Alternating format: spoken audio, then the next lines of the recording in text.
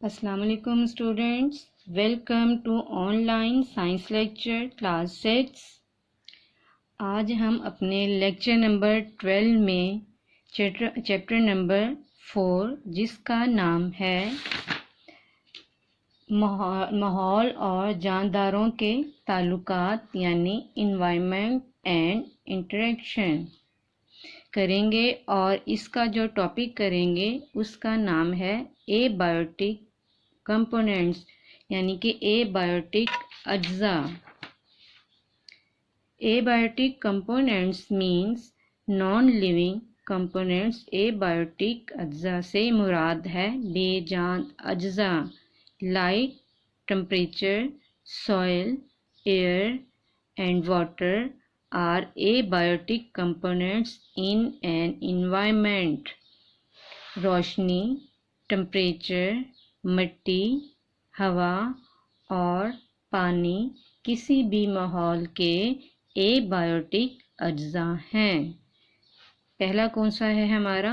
Light. Light के बारे में पढ़ेंगे हम। Light is a very important abiotic factor of the environment. Light जो है माहौल का बहुत अहम एबायोटिक फैक्टर है यानी कि बेजान अज्जा है। The ultimate source of light energy is the sun. रोशनी की एनर्जी का बुनियादी ज़रिया सूरज है। आपको पता है कि सबसे ज़्यादा जो रोशनी जो होती है हमें सूरज से ही हासिल होती है। इसलिए जो हमारा बेसिक सोर्स जो है वो कौन सा है? सन है यानी कि वो सूरज है। Plants need sunlight for photosynthesis.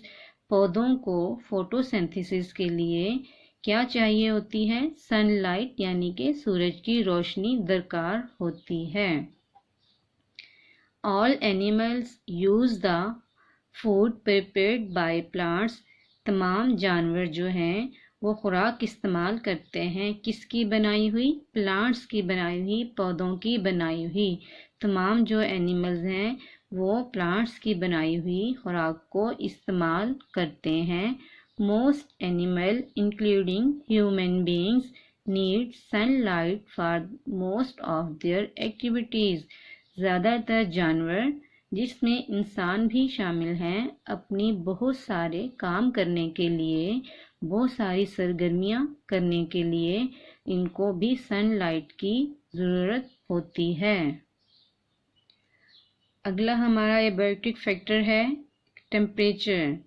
The heat of the sun greatly influences the temperature of a place. सूरज की हरारत किसी भी इलाके के टेम्परेचर को बहुत ज़्यादा मुतासर करती है। इन्फ्लुएंसेस का मतलब मुतासर करती है। Some places on the earth like deserts are too hot and others like glaciers are too cold for animals and plants to survive. Some place कुछ इलाके जो हैं ज़मीन पर ऐसे होते हैं जैसा कि सहरा, डेजर्ट सहरा को कहते हैं। सहरा जो होते हैं ये बहुत ज़्यादा गर्म होते हैं क्योंकि यहाँ पर रेत होती है, इसलिए ये इलाके बहुत ज़्यादा गर्म होते हैं, इसलिए इनको सहरा कहा जाता है, डेजर्ट कहा जाता है। एंड अदर लाइक ग्लेशियर्स, जबकि दूसरे ग्लेशियर क्या होते हैं यहाँ पे बर्फ़ जमी हुई होती है, इसलिए ये बहुत ज़्यादा ठंडे होते हैं, कोल्ड होते हैं। ये दोनों जो रीजन हैं डेजर्ट और जो है ग्लेशियर्स, ये एनिमल्स और पौधों के लिए, प्लांट्स के लिए रहने के लिए सही नहीं होते, ठीक नहीं होते, क्योंकि इन दोनों जगह जो है प्लांट्स और एनिमल नहीं रह सकते। There is a great difference of temperature between day and night of a desert। यानी कि डेजर्ट जो है सहरा में दिन का टेम्परेचर और रात का जो टेम्परेचर है उन दोनों में बहुत फ़र्क होता है। Days are hot and nights are cold. जो दिन होते हैं वहाँ बहुत गर्म होते हैं और रातें जो होती हैं बहुत ठंडी होती हैं। वो क्यों? कि वहाँ पे बहुत सख्त गर्मी पड़ती है और धूप बहुत तेज़ होती है, जिसकी वजह से रेत जो है बहुत जल्दी गर्म हो जाती है और दिन जो है बहुत ज़्यादा गर्म हो जाते हैं, हॉट हो जाते हैं। इसी तरह रातें जो हैं वो ठंडी हो जाती हैं। Most organisms are active at temperatures between 0 degree centigrade and 45 degree centigrade. जितने भी ज़्यादातर जो ऑर्गेनिज्म है, जानवर जो हैं, वो टेम्परेचर जो है, अगर टेम्परेचर 0 डिग्री से 45 डिग्री सेंटीग्रेड के दरमियान में रहेगा तो जो वहाँ पर है ज़्यादातर ऑर्गेनिजम्स जो हैं, जानवर जो हैं, वहाँ पे मुतहर्रिक रहेंगे, एक्टिव रहेंगे। Temperature effects the activities of plants and animals. Temperature जो है ये प्लांट्स और एनिमल्स, पौधे और जानवरों दोनों की सरगर्मियों को मुतासर करता है। अगला हमारा एबायोटिक फैक्टर है air. Air is an important abiotic factor. हवा जो है बहुत अहम एबायोटिक फैक्टर है। Air is a mixture of gases. Air जो है, हमारी हवा जो है, उसमें बहुत ज़्यादा गैसें शामिल होती हैं, गैसों का मिक्सचर होता है ये। Air contains gases which are very important for the lives of animals and plants. हवा इन गैसों पर मुश्तमिल है जो पौधों और जानवरों की ज़िंदगियों के लिए बहुत ज़्यादा अहम होती हैं। Animals and plants respire in the oxygen of air. जानवर और जो पौधे हैं वो हवा की ऑक्सीजन में सांस लेते हैं। Respiration is a necessary process to live. जो रेस्पिरेशन का जो अमल है वो ज़िंदा रहने के लिए बहुत ज़रूरी है। Plants in addition to oxygen also need carbon dioxide from air to make their food. पौधों को ऑक्सीजन के अलावा, पौधों को इन एडिशन के अलावा, पौधों को ऑक्सीजन के अलावा खुराक बनाने के लिए कार्बन डाइऑक्साइड की भी ज़रूरत होती है। नेक्स्ट हमारा फैक्टर है soil. Soil is very important for plant growth. Soil किसे कहते हैं? मट्टी को कहते हैं। जो मट्टी है वो प्लांट की ग्रोथ के लिए, नशो नुमा के लिए बहुत ज़रूरी होती है। It is an important factor of environment. ये हमारे माहौल का, हमारे इन्वायरमेंट का बहुत अहम जुज़ है। Without soil most of the plants would not exist. मट्टी के बगैर क्या हो सकता है कि बहुत सारे प्लांट जो हैं वो एग्जिस्ट नहीं करते मीन यानी कि मट्टी के बगैर वो जिंदा नहीं रह सकते। Plants get water and necessary minerals from soil.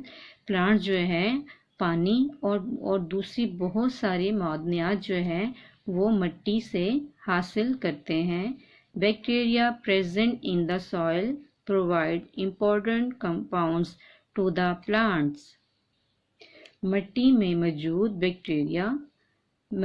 मौजूद बैक्टीरिया पौधों को अहम मुरकबात फराहम करते हैं। Many provide fertilizers to crops through the soil. Man provides fertilizer to crops through the soil. इंसान जो हैं वो मट्टी के ज़रिए ही खादें फ्राहम करते हैं फसलों को। जो इंसान है फसलों को मट्टी के ज़रिए ही खादें मुहैया करते हैं। हमारा लास्ट जो फैक्टर है वो है वाटर यानी कि पानी।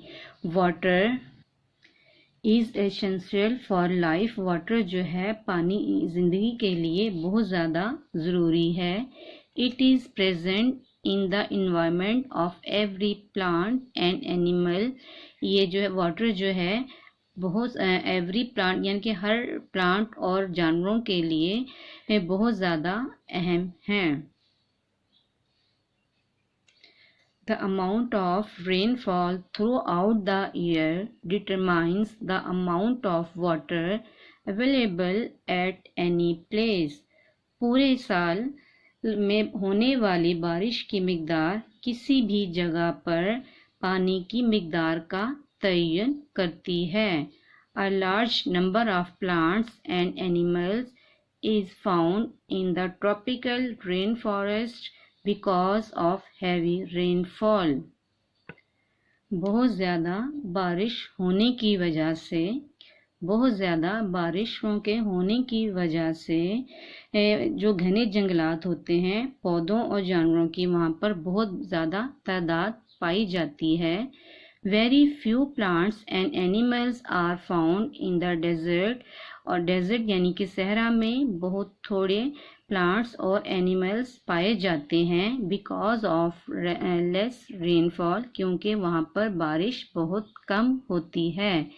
Many plants such as water lily and hydrilla are found in water. बहुत से प्लांट्स जैसा कि वाटर लिली और हाइड्रेला ये पानी में पाए जाते हैं. वाटर लिली कौन सा प्लांट होता है? ये कमल का पौधा होता है जो सिर्फ पानी के अंदर ही खिलता है. Organisms living in deserts have developed special features to store water in their bodies. ऐसे जानवर जो सहरा में रहते हैं अपने बॉडी के अंदर एक ख़ास फीचर्स यानी कि खदोखाल पैदा कर लेते हैं. The cactus is a desert plant. Cactus जो है वो एक सहराई पौधा होता है. Its fleshy body and spines help it to store water in its body. इसका गूदेदार ये फ्लैशी होता है, गूदेदार जिस्म और इसमें जो कांटे लगे होते हैं इसे पानी स्टोर करने में मदद देते हैं. स्पाइंस यानी कि कांटे लगे होते हैं उसके अंदर. फ्लैशी क्या होता है? गूदेदार जिस्म होता है उसका, और स्पाइंस क्या होते हैं? उस पर कांटे लगे होते हैं इस पौधे पर. तो ये दोनों चीज़ें जो हैं इसमें इसको पानी अपने अंदर स्टोर करने में हेल्प देती हैं. स्टूडेंट्स, पेज नंबर 42 पर एक्सरसाइज दी गई है. इसका क्वेश्चन नंबर 2 देखें. Explain the abiotic factor of the environment. यानी माहौल के एबायोटिक फैक्टर्स की वजाहत करें. इसका आंसर वही है जो मैंने अभी पढ़ाया है आपको, यानी पेज नंबर 37 से 39 तक इसका आंसर है. यहाँ से आपने इसका आंसर स्टार्ट करना है. Abiotic components means non living components. यहाँ से आंसर शुरू करना है आपने. ये पेज नंबर 37 है. आगे 38 और 39 लास्ट पॉइंट जो है वहाँ तक इसका आंसर है. ये देखें स्टूडेंट्स, लास्ट हमारा फैक्टर था वाटर. ये वाटर पूरा एंड तक जहाँ तक मैंने पढ़ाया है, help it to store the water in its body, यहाँ तक इसका आंसर है. यहाँ तक आपने याद करना है. आज के लिए सिर्फ यही इतना ही एक क्वेश्चन काफ़ी है क्योंकि इसका आंसर काफ़ी बड़ा है, इसलिए आज के दिन आपने यही क्वेश्चन याद करना है. ओके स्टूडेंट्स, अल्लाह हाफिज़ एंड टेक केयर. आप हमारे इस चैनल को सब्सक्राइब करें और बेल आइकन को दबाएं. ओके.